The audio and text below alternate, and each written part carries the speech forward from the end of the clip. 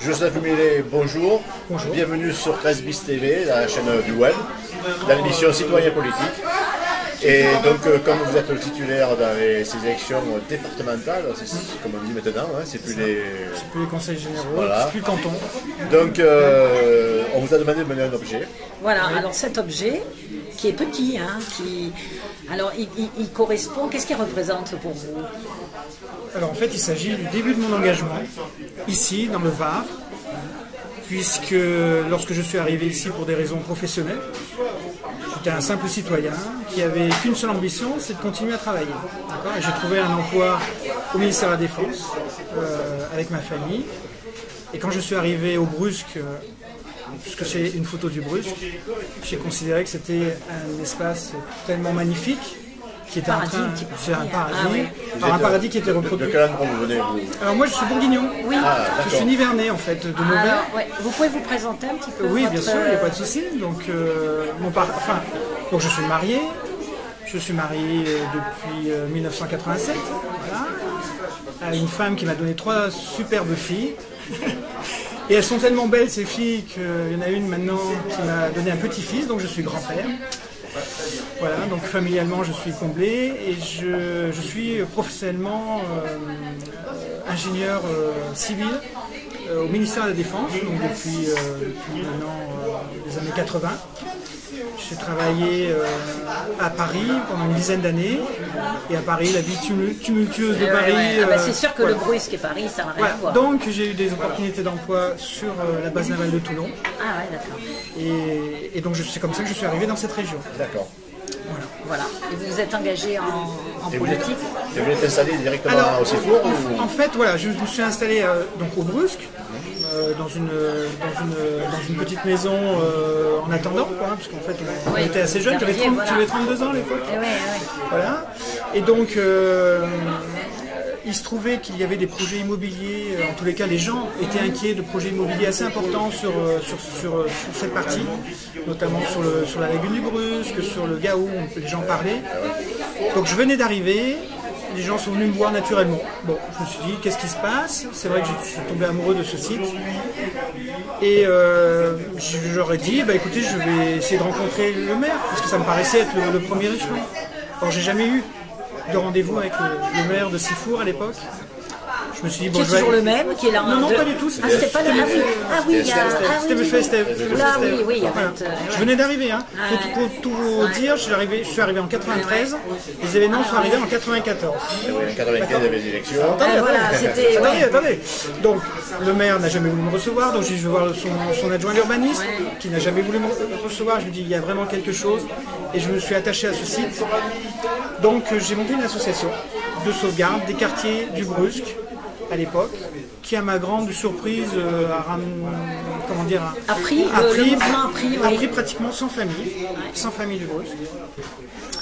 Mais j'étais toujours dans la logique de faire mon travail, enfin de suivre ma carrière professionnelle, parce que j'étais venu dans le Var il y a à peine un an. J'ai monté cette association, et cette association a tellement pris d'ampleur que j'ai pas vu arriver les élections municipales de 95. En faisant des articles sur la presse, M. Vialat a répondu sur un article, sur un engagement, et c'est comme ça que nous sommes connus.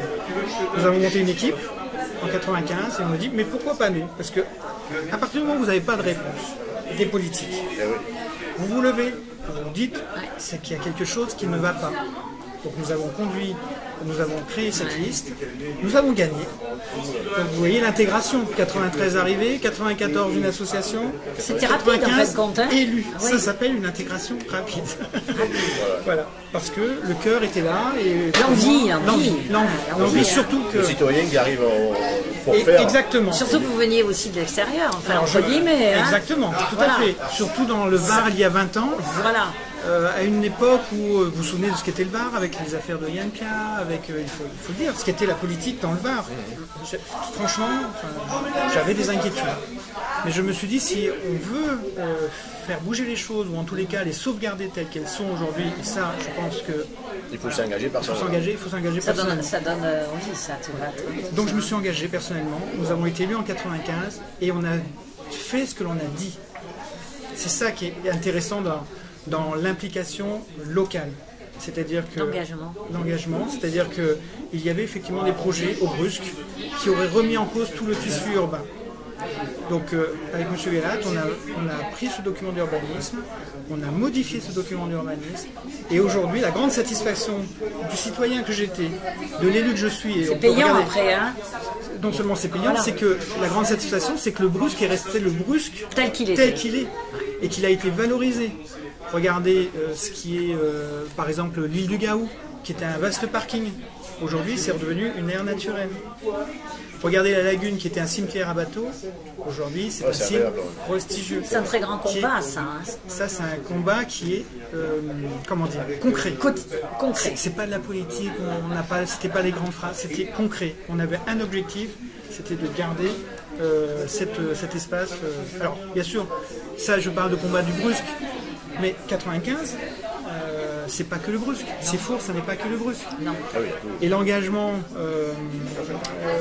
politique après, si vous voulez, local, a fait que j'ai eu cette délégation d'urbanisme depuis 20 ans, qui est assez compliquée, assez difficile à tenir, qui a fait qu'en 20 ans, on a pu modifier cette ville de Sifour telle que vous la connaissez aujourd'hui, pour la faire venir telle qu'elle est aujourd'hui, avec un ensemble de réseaux qui a permis de porter, par exemple, le pavillon bleu, qui n'était pas du tout à l'époque...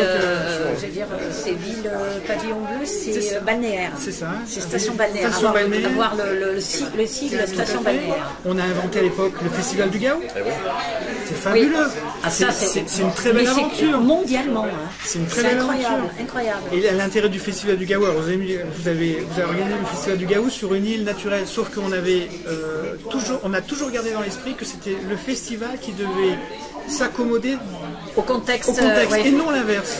On aurait pu faire venir des stars internationales, mais il aurait fallu raser tous les pas. Non, on a dit le Festival du Gaou, il a cet esprit et il est original. Entouré en France, de mer avec parce que c'est le seul festival qui est sur une île et qui a gardé cet esprit sur une île avec ses pins. Parce que là c'est fini le festival, vous avez arrêté. Et c'est fini, voilà, c'est un crève-cœur. Je vous assure, c'est un crève-cœur. Alors, c'est un crève-cœur. Les gros. Alors, pourquoi le festival? On ne va pas rentrer dans des contingences. Oui, parce que c'est compliqué, c'est un petit peu dommage. Tout simplement parce que les collectivités toutes les collectivités doivent réduire effectivement leur train de vie. Et ça coûte très cher. Alors ça coûte très cher. En fait, c'est vrai que c'est un projet qui a été soutenu pendant 20 ans, qui a été soutenu une bonne dizaine d'années, pratiquement 15 ans, par la municipalité, et qui a coûté effectivement beaucoup d'argent. Ceci dit, ce soutien a permis d'apporter la notoriété que vous connaissez de ce festival, qui a fait qu'à un moment donné, on a pu basculer sur une délégation de service public, en fait, sur un délégataire, sur un vrai producteur. Ça devient un peu compliqué là. Pas du tout. Non. En termes économiques, les citoyens s'y sont retrouvés, puisqu'effectivement, pour la collectivité, ça revient moins cher. Ceci dit, on est dans une situation, dans un contexte aujourd'hui économique qui fait que même le délégataire n'arrive pas à, même sans parler d'équilibre, mais en tous les cas, perdre beaucoup d'argent. Parce qu'on sait que l'art, si on cherche à faire du bénéfice sur l'art, c'est même plus la peine. Ça veut dire que la culture, on la met, Mais au moins de trouver un compromis économique. Et donc le délégataire ne pouvait pas, et donc la ville ne peut pas tenir. Donc c'est un crève-cœur. C'est un crève-cœur, parce que c'est notre invention, il faut le dire. C'est notre bébé, quoi. C'est notre bébé. C'est vrai que c'était unique. Hein. Voilà. Ceci dit, la culture, c'est pas parce qu'on a des difficultés économiques qu'il faut tout fermer. Baisser les bras, voilà, exact. Il y a d'autres choses. La culture, c'est essentiel. C'est un lien de solidarité entre nous. C'est au-delà des... Humainement, pour le relationnel, pour tout, c'est très très important. Revenons donc à votre parcours. Pardon, voilà. Comme vous êtes premier adjoint du maire Jean-Sébastien Vialat. C'est ça. Et vous êtes conseiller général sortant. C'est ça. Mais vous héritez là maintenant avec le redécoupage d'un canton beaucoup plus grand, qui englobe Saint-Mandrier et une partie de la Seine. Dans cette nomination donc, de ce siège que vous quittez, vous allez en prendre un plus grand si vous êtes réélu. Il y en a un qui a fait les frais quand même, c'est Gilles Vincent, qui était quand même élu de Saint-Mandrier et la Seine-Sud, Alors, ça ne va pas poser un peu de problème? Oui, comment expliquer ça, oui? Alors, juste avant d'évoquer ça, j'aimerais simplement rappeler que pourquoi je me suis engagé en 2011 en tant que conseiller général dans cette campagne de 2011. Il faut savoir, donc je vous ai rappelé mon parcours, surtout une connotation urbaine en termes de délégation, donc on a fabriqué la ville. Et donc le problème de l'urbanisme, c'est qu'on fabrique la ville, mais en matière de relations humaines, c'est compliqué, parce que l'urbanisme, c'est des règles. Hein, on peut construire, on ne peut pas construire, on fabrique effectivement les orientations de ce que l'on souhaite faire devenir la ville, mais en termes de relations humaines, c'est compliqué. En 2011, j'ai considéré que le Conseil général, avec sa compétence des solidarités, était pour moi un engagement différent, une autre dimension, qui me permettait d'avoir cette approche plus humaine. Je me suis engagé, j'ai gagné cette élection en 2011, et effectivement, ce que j'ai vécu en 4 ans, c'est ce lien avec, puisqu'en fait le Conseil général, c'est la compétence de la prévention petite enfance jusqu'à la fin de vie, en passant par le handicap. Et je me suis engagé, d'ailleurs, quand j'ai fait campagne, notamment sur les politiques et les problématiques d'handicap. Je suis rentré à la commission des solidarités, j'ai fait ce que j'ai dit, je suis rentré à la maison de l'handicap, à Olioul, et pendant 4 ans, j'ai fait l'interface entre les familles et l'administration, parce que c'est compliqué. C'est un bel engagement. Voilà. Hein. Par ailleurs, mon épouse, moi ça c'est l'engagement politique, voilà. Oui. Mon épouse a fait un engagement citoyen, parce que c'est quelque chose qui nous touche particulièrement, et elle est rentrée dans une association qui s'appelle 1083, je ne sais pas si vous connaissez, c'est un beau titre qui est présidente, et qui œuvre pour aider les familles dont les enfants ont des troubles de comportement. C'est un handicap. Accompagnement. Tout à fait. Donc j'ai la fonction d'interface avec l'administration et mon épouse œuvre dans cette association. Donc partager aussi. Exactement. C'est un combat de famille. D'accord ? Ça, c'est tout ce qui ne se voit pas. Et c'est tous les rendez-vous que j'ai eus pendant 4 ans et dont on ne parle pas parce qu'on ne peut pas. On ne coupe pas les rubans. Là, hein. On travaille sur les problématiques d'emploi, sur les problématiques de fin de vie. C'est énorme. C'est un travail invisible pour Exactement. Invisible. Exactement. Qui n'a pas dans sa sur l'humain. Sur l'humain. Voilà. Et c'est ça qui m'a. C'est magnifique. C'est ça qui me fait lever. Je dirais autant en 95 c'était ça. Ça continue, parce que voilà. Mais je dirais que je suis passé à autre chose. Et ces 4 ans, pour moi, quand vous savez, quand vous sortez, vous trouvez une solution à une famille dont le père ou la mère a Alzheimer et qu'on a des problèmes, et ben c'est gratifiant pour tout le monde. Voilà.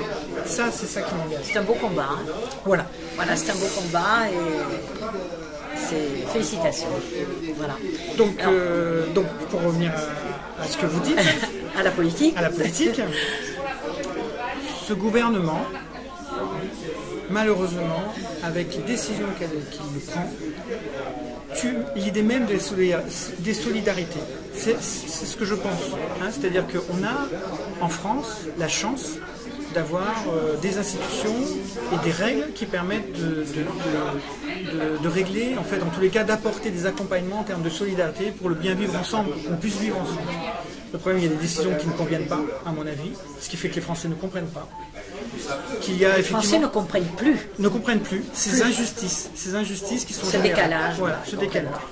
Il y a des partis extrémistes qui surfent là-dessus et qui ont un discours sécuritaire absolu et qui finalement font leur chou gras sur ces injustices. Ouais. Moi, ce que je peux vous dire, c'est que avec ce que j'ai vu au Conseil général, et notamment avec la majorité menée par Horace Lanfranchi, on a fait en sorte que dans le Var, on trouve des solutions sur le RSA, par exemple. Sur le RSA, le Conseil général, et ça les gens ne le savent pas, on a renforcé les contrôles sur le RSA. Il y a une délibération que vous cherchez il y a plus d'un an pratiquement, le renforcement du RSA a fait en sorte qu'on essaie de trouver une égalité, une équité. Pourquoi je dis ça? C'est discret dans la démarche. Tout à fait. Voilà. Et pourquoi je dis ça? Parce que ce gouvernement a fait en sorte de démobiliser le citoyen sur cette élection cantonale, et je rejoins la question que vous m'avez posée, avec ce découpage avec cette incompréhension de ce que fait le Conseil général et qui est pour moi fondamentale parce que j'en ai d'expérience. Malgré tout, il y a un peu de cosmétique, je dirais, puisque la parité apporte quelque chose, un souffle. Voilà. Ça, c'est du cosmétique, excusez-moi, j'arrive pas à le dire, parce que c'est plutôt bien. En revanche, derrière, on fait tout pour démobiliser le citoyen sur cette élection et sur l'enjeu que ça a. Ce découpage, vous avez raison, a fait en sorte que dans le Var, les élus de la même formation politique à laquelle j'appartiens se retrouvent en opposition. Et le canton c'est un petit peu dommage. Hein. Enfin, pour le citoyen, oui. C'est tellement compliqué pour le citoyen. Voilà. Pour le citoyen, c'est dommage, parce que je pense qu'au travers de ça, d'abord, les gens ne comprennent pas pourquoi on fait ça. Y a pas, voilà. Et puis surtout, c'est qu'on sent que c'est vraiment un découpage politicien. Donc pour vraiment répondre précisément à votre question, excusez-moi, je fais un détour, mais je pense que c'est important. On s'est retrouvé dans cette situation politique, vraiment politique, où Gilles Vincent s'est retrouvé, on nous retrouvés sur le même territoire, 2 conseillers généraux sortants. Grande difficulté, parce que Gilles, comme moi, il a un beau bilan, je veux dire, sur le canton de la Seine, et comme je l'ai sur Sifour, les gens nous connaissent, nous sommes visibles, nous sommes reconnus. C'est des gens du pays. Nous sommes des gens du pays, avec nos racines, et avec notre cœur. L'avantage, c'est que ce canton-là, le Sifour, c'est plus important. Alors, l'avantage, c'est-à-dire que moi, donc nous avons envie tous les deux. Voilà. Grande difficulté, et c'est ce que cherchait à faire d'ailleurs ce gouvernement en nous opposant. À partir du moment où on a dit ça, moi personnellement je ne pouvais pas continuer cette aventure et pour les raisons pour lesquelles je vous évoquais, je souhaite continuer sur la scène 1, puisque je ne suis absolument pas connu sur la scène 1. Autant sur la scène 2, qui regroupe Sifour, la Seine-Sud et Saint-Mandrier. Vous êtes plus dans votre élément. Sifour représente 70% de la population de mon canton actuel. Sachant que la Seine-Sud, c'est 20% et Saint-Mandrier 10%. Alors que Gilles a cet avantage, je dirais, c'est que son électorat, une partie de son électorat part sur la Seine 1. Et donc effectivement, il a fait le choix, pour qu'on puisse effectivement représenter ces 2 cantons, de partir sur la Seine.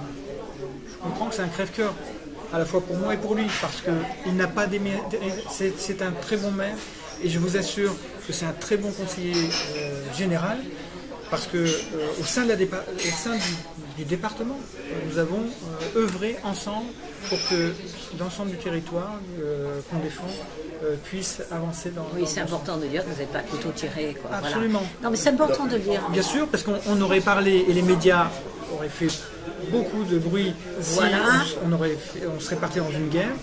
Là, tout est arrangé, personne n'en parle. Or, je vous assure que pour lui, c'est pas simple, pour moi non plus. C'est important d'en avoir parlé, je pense. Tout à fait. Et que, comme quoi, la raison l'a emporté. Hubert Falco, d'ailleurs, a essayé de faire en sorte que tout ça se soit reproductible sur le Var. Il y a réussi. Coup de chapeau. C'est une élection, je pense, où... Donc, demain, si vous êtes réélu, la bataille que vous avez menée pour le Bruce, est-ce que vous avez mené la même bataille pour le port de Saint-Thème, qui lui, sans ça... Voilà, exactement. Alors, parce que ça, c'est autant impliqué. C'est un gros morceau, et Gilles Vincent n'est toujours pas débouché dessus. Tout à fait. Alors, vous avez raison, parce que je voulais en parler. Nathalie a dû vous le dire, je crois que finalement, on a un très beau territoire. Même si au début on se dit mais pourquoi ce découpage, c'est qu'on a un territoire dont le trait d'union est la mer. C'est vraiment un potentiel et puis un dénominateur commun sur les 3 communes.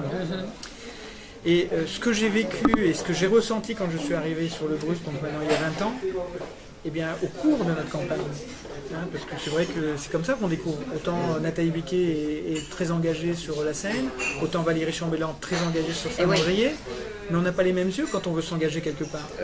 Et les réunions... heureusement. Et oui, tout à fait. Heureusement. Tout à fait. Bien sûr. Et au cours de cette campagne qu'on a démarrée en novembre, on a commencé très tôt parce qu'on veut faire du terrain, parce qu'on veut rencontrer les gens. Eh bien, j'ai découvert entre guillemets, mais en tout cas, j'ai pas les mêmes yeux sur Saint-Thème, sur le port de Saint-Mandrier. Et je retrouve cette envie que j'ai eue il y a 20 ans pour effectivement poursuivre ce qu'a commencé Gilles Vincent, parce que c'est compliqué hein, de faire avancer les choses, mais en tous les cas de poursuivre ce qui a été fait ou ce qui va être fait pour ces endroits qui sont vraiment emblématiques pour notre littoral. C'est notre culture. Le mot de la fin déjà, les moments passent très vite. Ça passe très vite. Alors, vous pourrez continuer comme ça. À finir avec le bon mot. Pour vous, la citoyenneté, ça veut dire quoi? Alors, on peut aborder moi, très brièvement. Très brièvement. Alors, moi, il se trouve que je me suis engagé politiquement très tard. J'avais 32 ans. C'est en tant que citoyen où à un moment donné, je me suis dit, pour faire bouger les choses, il faut prendre le pouvoir. Et le pouvoir local. Je l'ai fait, j'ai eu cette chance d'être élu et bien élu avec M. Villat. 20 ans que vous êtes. Ça fait 20 ans que je suis élu. Voilà. Et là aussi, on parle souvent des trains qui ne partent pas à l'heure, mais pas des trains qui marchent.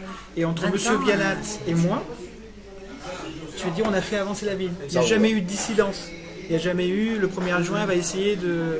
Non, voilà, jamais. C'est rare, hein, un parcours comme ça, 20 ans. Et ben voilà. C'est aussi un signe de fidélité. Oui. Ça veut dire que l'engagement n'est pas une ambition personnelle, c'est une ambition de citoyen. Merci beaucoup. Et collective. Et collective. Et collective. Merci. C'est une bonne parole.